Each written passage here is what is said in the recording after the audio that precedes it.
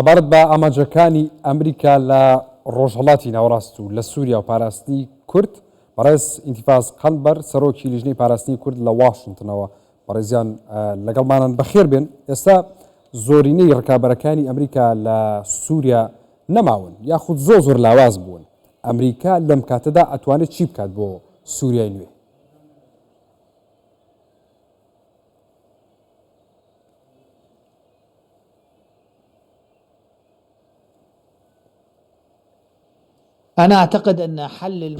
پێم وایە چارەسەرکردنی کێشەی سووریا پێویستی بەوەیە کە چارەسەری یاخود چارەسەر بۆ ڕۆژهەڵاتی ناوەڕاست و سووریا بەگشتی چارەسەرێکە بۆ هەموو ئەو پێکاتانەی کە بە لەژێردەستی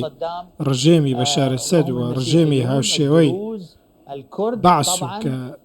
دروز و کورد و کریستیانەکان و عەلەویەکانیش پاش ڕووخانی ڕژێمی بەشار ئەسەدن دەبێ مافی هەموو پێکاتانە بدرێەوە. لە هەمان کاتدا من پێم وایە پێویستە ڕەچاوی خەم و کێشەی ئەو وڵاتانە بکرێت وەکو تورکیا کە تورکیا بەدەست تیرۆری ڕێکخراوی پەکەکەی تیرۆریستیەوە دەناڵێت و من لە واشنتن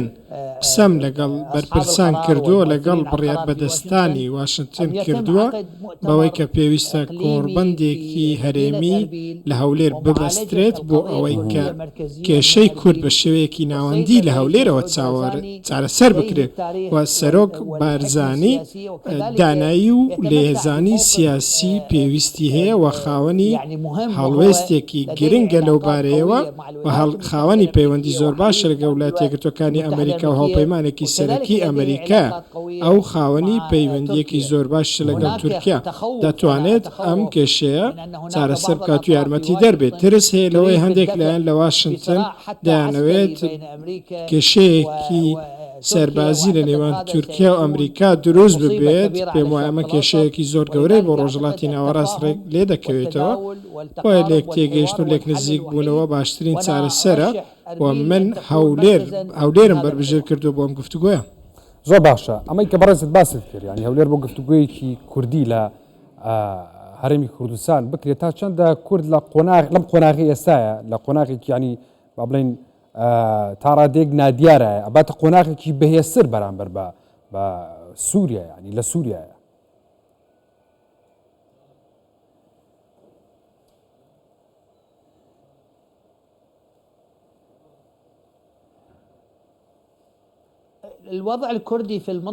بارودۆخی کورد لە ناوچەکەدا دەبێت بە شێوەیەکی ناوەندی لە هەولێر چارەسەر بکرێت. ئەمە تاکە چارەسەرە دەبێت بیری هەموو لایەنێک بخەینەوە کە هێزەکانی ئەمریکا لە هەرێمی کوردستان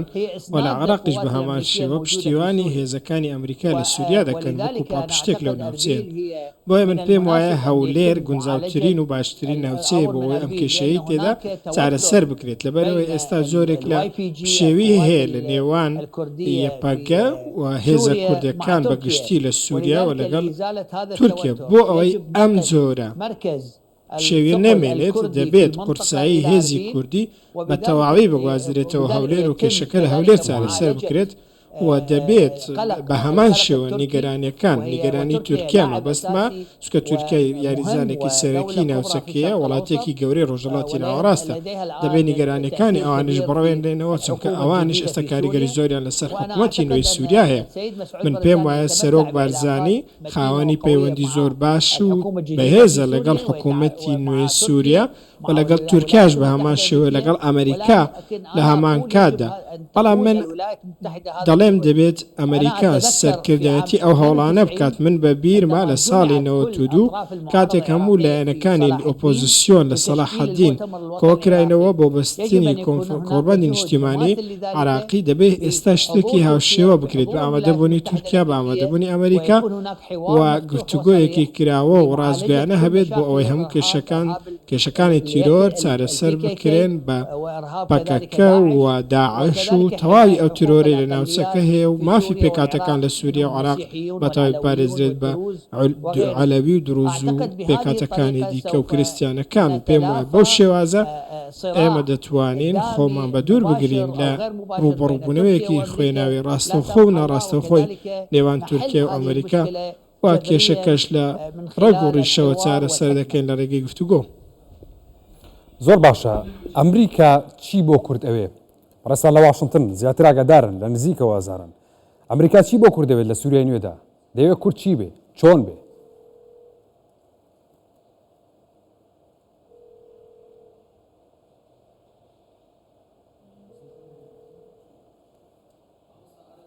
يعني من خلال قراءتي بە خوێندنەوەی من و بە خوێندنەوە بۆ هەندێک ئەو کەسانی کە لە نزیکەوە دەیان ناسیم بە تایبەتی لە ئیدارەی دۆنالد ترامپ و سەرکردایەتی نوێی ئەمریکا کە لە ڕۆژی 20 کانونی دووەم لە کاتژمێر 12 دوانیوەڕۆ دەسەڵات دەگرێتە دەست ئێمە پێمان وایە کەسانێک لە نێو ئیدارەیە هەن دەیانەوێت بە یەکەوتی نێوان تورکیا و ئەمریکا زیاتر بکەن بە پاساوی پاراستنی هێزەکانی حەسەدە و هەروەها بە پاساوی پاراستنی هێزە کوردەکان بەگشتی لە سووریا ئەمە هەڵەیەکی زۆر گەورەیە لەبەرەوەی من وەکو بەوانیشم گوتووە دەبێت خۆمان لە بەریەکەوتن بە دوور بگرین تورکیا تاکو ئێستاش ئەندامی ناتۆیە و هاوپەیمانی ئەمریکا و خۆراوایە ئەگەر کێشە هەیە دەبێت ئەو کێشانە بە گفتوگۆی ڕاستەوخۆ چارەسەر بکرێن بۆیە پێشنیازی ئەوم کرد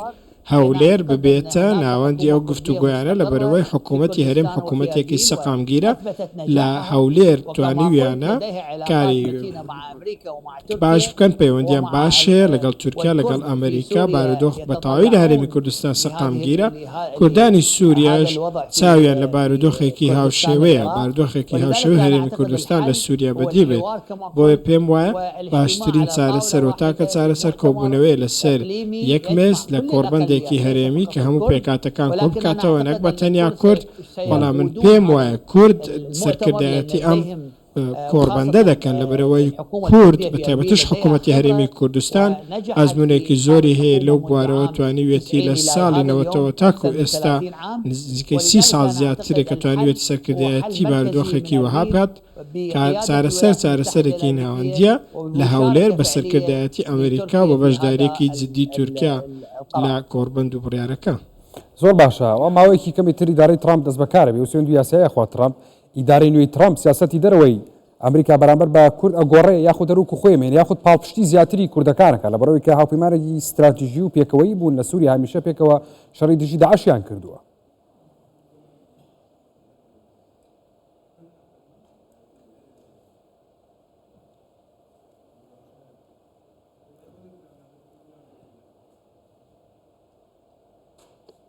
نعم البيشمركة لعبت دور أساسي بەڵێ پێشمەرگە ڕۆڵێکی سەرەکی هەبوو لە ڕوبەڕووبوونەوەی داعش و پاڵەوانانی پێشمەرگە چەندی شەهیدیاندا بە هەزاران شەهیدیاندا بۆ بەرگریکردن لە هەرێمی کوردستان و لە هەموو جیهان نەک بەتەنیا لە هەرێمی کوردستان و عێراق من پێم وایە لە خوێندنەوەکان ئەوە بەدی دەکەین بە تایبەتی ئەو کەسانەی لە ئیدارەی دۆنالد ترامپ دەیاناسین و بڕیار بەدەستن لە ئەمریکا و هەروەها مایک وۆڵتز کە ئێستا بووەتە دەبێتە سەرۆکی ڕاشکاری ئاسایشی نیشتیمانی و بەرپرسانی دیکە کە ڕەنگە بوونە بەرپرسی وەزارەتی دەرەوەی کەسانی دیکە کە من لە نزیکەوە دەیانناسم پەیوەندی زۆر باش و پتەویان هەیە لەگەڵ هەرێمی کوردستان و ئێمە زۆر باش دەزانین بەڕێز وۆڵتز قسەی لەگەڵ بەڕێز مەسرۆر بارزانی سەرۆکوەزیرانی هەرێمی کوردستان کردووە بە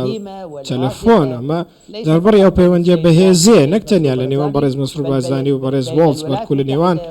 هەرێمی کوردستان و ئەمریکا لە نێوان گەلی کورد و ئەمریکا بۆ ئێمە پێم وایە سیاسەتی ئەمریکا بەرامبەر کورد سیاسەتێکی ئەرێنی تر دەبێت زیاتر پشتیوانی مافەکانی کوردەکە بە تایبەتیش کە بەڕێز ترامپ من بەشدار بووم بۆ 4 هەفتە لە بانگەشەی هەڵبژارنەکانی و لە هەڵمەتەکەی و من لە ڕێگەی چاوپێکەوتم لەگەڵ ئێریک ترامپ و کوڕەکەی و جێگیری پارتی کۆماریەکان و ڕاوێژکارەکانی دۆنالد ترامپ لە نزیکەوە کارم لەگەڵ هەمویان کرد هەمویان دەیانەوێت ڕۆژهەڵاتی ناوەڕاست سەقامگیر بێت دەیانەوێت شەڕەکانی ڕۆژهەڵاتی ناوەڕاست کۆتایی بێن ئەمە تەنیا دروشمێک نییە تەنیا دروشمێک نییە بۆ هەڵبژاردن بەڵکو سیاسەتێکی ڕاستەقینێن پێم وایە هەولێر و هەرێمی کوردستان دەتوانن ڕۆڵێکی زۆر باش ببینن لەم ڕۆ و دەبن بە بەشێک لە بەدیهێنانی سەقامگیری ناوچەکەدا بەڵێ بەڕێز ئینتیفاس قەنبەر سەرۆکی لیژنەی پاراستنی کورد لە واشنگتن سوپاس بۆ ئامادەبوونی بەڕێستان بەخێر بێت